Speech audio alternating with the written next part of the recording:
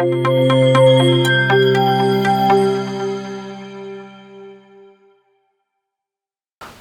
வணக்கம். ஸ்மிருதி அகாடமிலேருந்து உங்கள் தம்பையா பேசுகிறேன். ரொம்ப சந்தோஷமாக இருக்குது இந்த வீடியோவில் உங்களை பார்க்குறது. ஏன்னா முதல் வீடியோ முடிச்சுட்டு இது ரெண்டாவது காணொலி. மொத்தம் இந்த சீரீஸில் 20 காணொலி இருக்க போகுது. இது ரெண்டாவது காணொலி. முதல் காணொலி முடித்தோடனே நான் ரொம்ப நாளாக கொடுக்கணும்னு நினச்ச காணொலி கொடுத்தேன். ரொம்ப சந்தோஷமாக இருக்கேன். இன்கேஸ் இந்த வீடியோ இந்த வாக்கிய அமைப்பு இந்த சீரீஸில் முதல் வீடியோ நீங்கள் பார்க்கல, முதல் காணொலியை பார்க்கலன்னா நீங்கள் போய் பார்த்துட்டு இதுக்கு ரெண்டாவதுக்கு வாங்க. கட்டாயமாக அது ரொம்ப உதவியாக இருக்கும். ஸோ ஒரு குயிக்காக சொல்லணுன்னாலும், இந்த சம்மரி சொல்லணுன்னாலும் நான் சொல்லுவேன். அதே சமயத்தில் நீங்கள் ஃபுல்லாக போயிட்டு வந்துட்டு திருப்பி இதை பார்த்தீங்கன்னா நல்லாயிருக்கும். ஸோ அங்கே முதல் வாக்கியமாக I write a letter, I do write a letter, I do not write a letter, do I write a letter அப்படின்னு சொல்லிட்டு ஒரு 4 கிளைகளாக பிரித்த முதல் வாக்கிய அமைப்பேன். அதுமாரி பார்க்க போகிற ஒவ்வொரு காணொலியும் 4 கிளைகள் பார்க்க போகிறோம். இது ரெண்டாவது வாக்கிய அமைப்பு. முதல் வாக்கிய அமைப்பு அங்கே முடிஞ்சது. இது ரெண்டாவது வாக்கிய அமைப்பு. அங்கே ஐ ரைட் எ லெட்டர்னு முதல் வாக்கிய அமைப்பில் ஆரம்பித்தோம். இது ரெண்டாவது வாக்கிய அமைப்பில் ஐ am writing a letter, I am writing a letter அப்படிங்கிறது தான் வாக்கிய அமைப்பு. அங்கேயும் ஐ இருந்தது, இங்கேயும் ஐ இருக்குது. அங்கேயும் ஏ லெட்டர் இருந்தது, இங்கேயும் ஏ லெட்டர் இருக்குது. மாறுறது என்னென்னா இந்த ரைட்டுங்கிற செயல் வார்த்தை வினைச்சொல் ஆம் ரைட்டிங்னு மாறுது. அது மட்டும் கூர்ந்து கவனிங்க. ஐ write a letter, I am writing எ லெட்டர்னு மாறுது. நல்லா பார்த்துங்க. ஆம்னு இருக்குது, ரைட்டிங்னு இருக்குது. 2 வார்த்தையும் பார்த்துங்க. ஆம் ரைட்டிங். இந்த ஆம்ங்கிற வார்த்தை ரொம்ப சிம்பிளுங்க, ஞாபகம் வச்சுங்க. எங்கே பார்த்தாலும் இது பயன்படுவோம். ஆம்னா இருக்கிறது, இருக்கிறேன், இருக்குது, இருக்கிறது அப்படிங்கிறது தான் ஆம். ஸோ சிம்பிளாக பாருங்கள். ஐ ஆம் ரைட்டிங் எ லெட்டர் ரெண்டாவது வாக்கிய அமைப்பு. நான் முன்னாடி சொன்ன மாதிரி 7 வார்த்தைகள் முக்கியம். அந்த 7 வார்த்தை இங்கேயும் போட போகிறோம். என்ன 7 வார்த்தை? I, we, you, he, she, it, they. அந்த யூ மட்டும் நான் சீக்கிரம் ஒரே தடவை சொல்லிட்டேன் பார்த்தீங்களா? நீங்களே சொல்லிட்டேன் பார்த்தீங்களா? I, we, you, he, she, it, they. நான் சொன்ன அந்த 7 நாட்கள் படம் மாதிரி அந்த 7 வார்த்தைகள் எப்பயுமே ஞாபகம் வச்சுங்க. I am writing a letter, we are writing a letter. Yes, அங்கே தான் மாறும். அந்த ரைட்டிங் அப்படியே வச்சுங்க. அந்த ஆம் இந்த இருக்குது அப்படிங்கிற வார்த்தை இது உதவி செயல் வார்த்தைன்னு சொல்லுவாங்க. இந்த ரைட்டிங் முக்கிய செயல் வார்த்தை. I am writing a letter, we are writing a letter, you are writing a letter, you are writing a letter, he is writing a letter. பாருங்கள் மாறுது. She is writing a letter, it is writing a letter, they are writing a letter. நான் ஸ்லோவாக போகிறேன். ஐ am writing a letter, நான் ஒரு கடிதம் எழுதி கொண்டு இருக்கிறேன். இந்த தமிழ் ரொம்ப முக்கியம். அங்கே ஐ ரைட் எ லெட்டர், நான் ஒரு கடிதம் எழுதுகிறேன்னு சொன்னீங்க முதல் வீடியோவில். ரெண்டாவது வாக்கியத்தில் ரெண்டாவது வீடியோ தான் ஐ ஆம் ரைட்டிங் எ லெட்டர்னால் நான் ஒரு கடிதம் எழுதி கொண்டு இருக்கிறேன்னு சொல்கிறோம். பார்த்துங்க. ஆம் இன்ட்ரடியூஸ் ஆகுது, ரைட்டிங்காக மாறுது. அதே மாதிரி ஐக்கு பதில் வி போடுறப்ப ஐ am writing, we are writing அப்படின்னு ஏ லெட்டர் அப்படியே விட்டுருவோம். ஏன்னா அப்படி மாற போகிறது இல்லை. You are writing, you are writing. He is writing, பாருங்கள். ஹீ ஷீட்டுக்கு இஸ்ஸாக மாறுது. He is writing, she is writing, it is writing, they are writing. அதனால் இது எகெயின் இதுவும் ப்ரெசன்ட் டென்ஸ் தான். ப்ரெசன்ட் டென்ஸில் ரெண்டாவது வகை. மொத்தம் 12 வகைன்னு சொல்லுவோம் இந்த டென்ஸில். அதில் ப்ரெசன்ட் 4, பாஸ்ட் 4, ஃபியூச்சர் 4. இந்த ப்ரெசன்ட் 4ல் ஃபஸ்ட்டு ஒன்று பார்த்துட்டோம். இந்த ப்ரெசென்ட்டில் நம்பர் 2 இப்போ பார்க்குறோம். அவ்வளோதான். அப்படியே கொஞ்சம் கொஞ்சமாக நான் கொண்டு வந்திருக்கேன். அவ்வளோதான். ரொம்ப கிராமர் வார்த்தை யூஸ் பண்ண வேண்டியில்லை. அதே சமயத்தில் இப்போ பாருங்கள், தமிழில் நான் சொல்ல போகிறேன். நான் ஒரு கடிதம் எழுதி கொண்டிருக்கிறேன், நாங்கள் ஒரு கடிதம் எழுதி கொண்டிருக்கிறோம், நீ ஒரு கடிதம் எழுதி கொண்டிருக்கிறாய், நீங்கள் ஒரு கடிதம் எழுதி கொண்டிருக்கிறீர்கள், அவன் ஒரு கடிதம் எழுதி கொண்டிருக்கிறான், அவள் ஒரு கடிதம் எழுதி கொண்டிருக்கிறாள், அது ஒரு கடிதம் எழுதி கொண்டிருக்கிறது, அவர்கள் ஒரு கடிதம் எழுதி கொண்டிருக்கிறார்கள். இந்த I, we, you, he, she, it, they அது தமிழாக்கம் பண்ணங்க. அவ்வளோதாங்க. ஆனால் எகைன் இந்த தமிழாக்கம் அவ்வளோ முக்கியம். ஸ்க்ரீனில் அப்பப்போ பார்த்துருப்பீங்க. நோட்ஸ் எடுங்க, தைரியமாக நோட்ஸ் எடுங்க. திடீர்னு நீங்கள் இதை நான் ஃபாஸ்ட்டாக போகிறேன்னு நினச்சிங்கன்னா திருப்பி ரிவைஸ் பண்ணிட்டு நீங்கள் திருப்பி இதை எடுக்கணும். திருப்பி நீங்கள் இதை பார்க்கணும். எகைன் ஏதாவது டவுட் வருதுன்னா காமெண்ட் செக்ஷனில் கட்டாயமாக நீங்கள் போடுங்க. ஏன்னா அது அவ்வளோ முக்கியம்.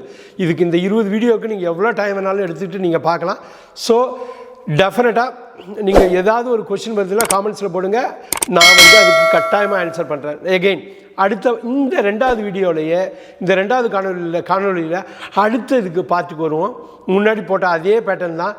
இப்போ பாருங்கள், சிம்பிளாக ஐ ஆம் ரைட்டிங் எ லெட்டர் அப்படியே ஒன்று பண்ண போகிறேங்க.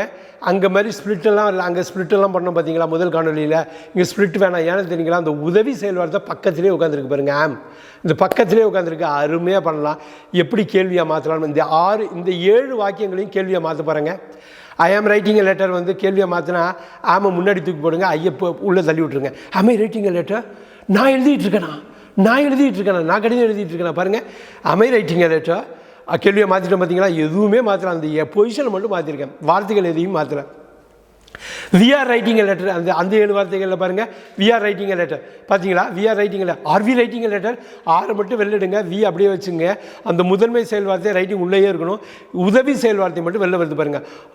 ஆர் வி ரைட்டிங் நம்ம எழுதிட்டு இருக்கோமா பாருங்கள். Are you writing a letter, நீ எழுதிட்டு இருக்கியா பாருங்கள். நீ எழுதி கொண்டு இருக்கிறாயா, அதான் வந்து வடக்கு தமிழில் நான் சொல்கிறேன்.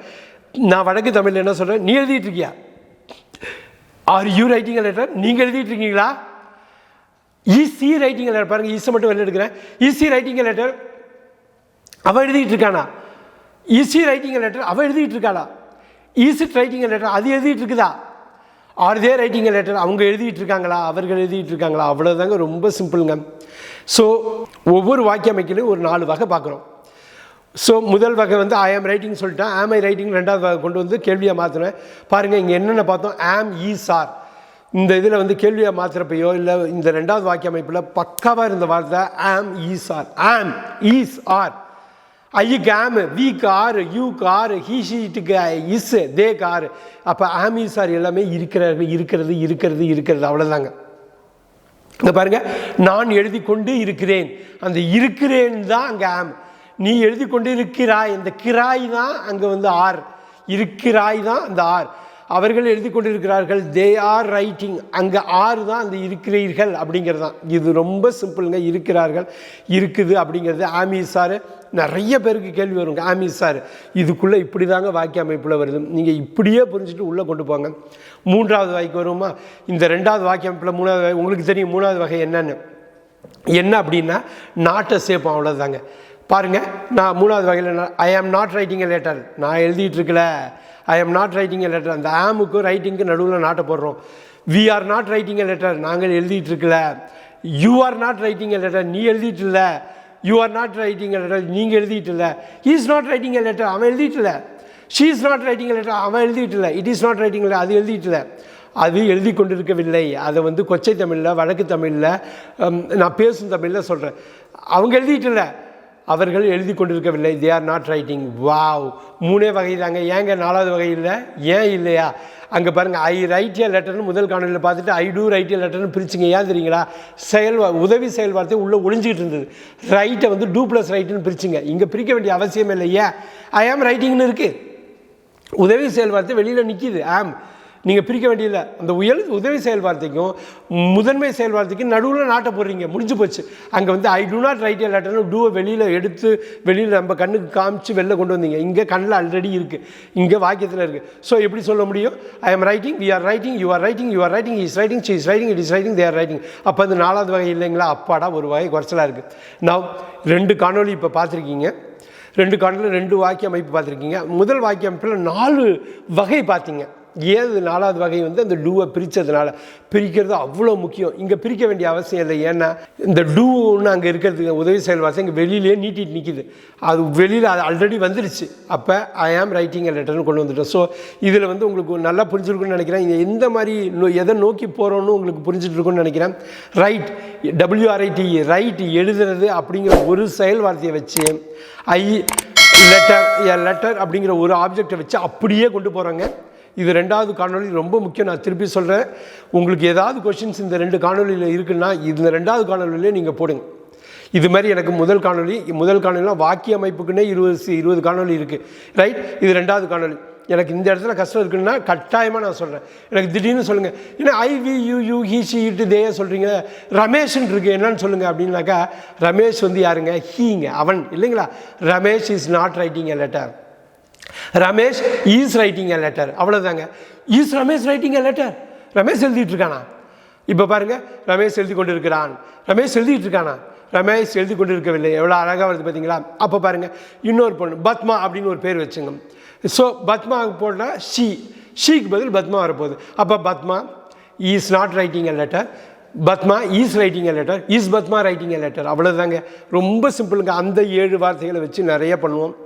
இதுக்கு வந்து ப்ரொனவுன் அப்படின்னு சொல்லுவாங்க, பிரதி பெயர் சொல் ப்ரொனவுன் அப்படிம்பாங்க. I we you you he she it, அந்த 7 வார்த்தைகளுக்கு பேர் ப்ரொனவுன். ஞாபகம் வச்சுங்க.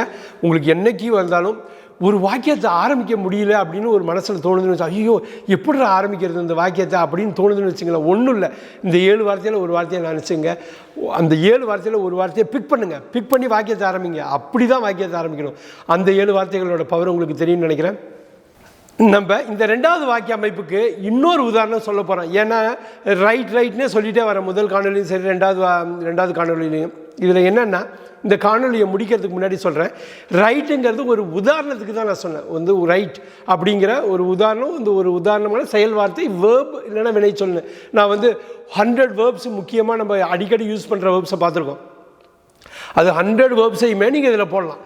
அதுதான் நீங்கள் வேர்பை பற்றி எவ்வளோ நல்லா தெரிஞ்சுக்கிறீங்களோ அந்தளவு ஆங்கில இலக்கணத்தை பற்றியும் ஆங்கில மொழியை உங்கள் வந்து ஈஸியாக கைக்குள்ளே கொண்டு வரலாங்க. எகைன் அந்த வாக்கியத்தை சொல்கிறேன், நீங்கள் வந்து வேர்ப் வினைச்சொல்ங்கிற வேர்ப் செயல் வார்த்தைங்கிற இந்த வேர்பை மட்டும் நல்லா புரிஞ்சுக்கிட்டிங்கன்னா ஆங்கில மொழியை ரொம்ப நல்லா புரிஞ்சுக்கலாங்க. ஏன்னா ஒரு வாக்கியத்தில் அந்த வேர்பு மட்டும்தாங்க மாறும், வேறு எதுவுமே மாறாது, அப்படியே இருக்கும். அது மாறுறதை மட்டும் புரிஞ்சுக்கிட்டா போதும். எகெயின் இந்த ரைட்டுக்கு பதில் இன்னொன்று சி அப்படின்னு ஒரு வார்த்தை யூஸ் பண்ணுறோம். நான் பார்க்குறேன் அப்படி பாருங்கள், ஐ எம் சீயிங், நான் பார்த்து கொண்டு இருக்கிறேன்.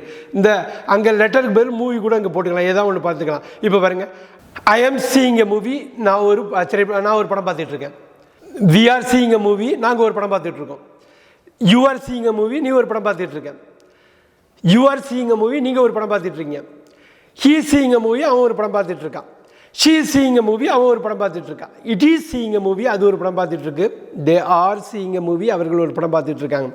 அங்கே ஐ ஆம் ரைட்டிங்க்கு பதில் ஐ ஆம் சீயிங்னு போடுறேன், அவ்வளோதாங்க. அங்கே ஐ ஆம் ரைட்டிங் எ லெட்டருக்கு பதில் ஐ ஆம் சீயிங் எ மூவின்னு போட்டேன், அவ்வளோதான். லெட்டருக்கு பதில் மூவியை மாற்றிக்கிட்டேன், அவ்வளோதான்.